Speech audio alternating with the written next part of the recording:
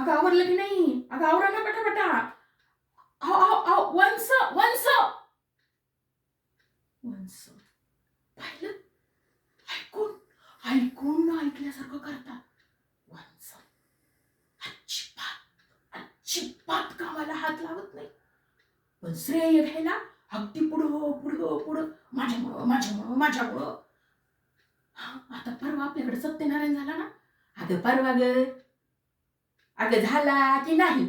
मग एकदाच हो तरी म्हण, नाही तर नाही तरी म्हण. झेंडू फुटल्यावर माझ्याकडे काय बघती? घाबरते काय मी तिला? कशाला घाबरता तिला? हा, पण आलं तर सांगा मला. हा, तर परवा सत्यनारायण झालं ना.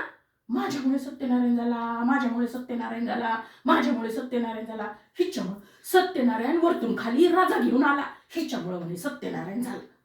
आता परवा ते प्रमोद भाऊजी आहेत ना, पहिल्या नंबरनी पास झाले.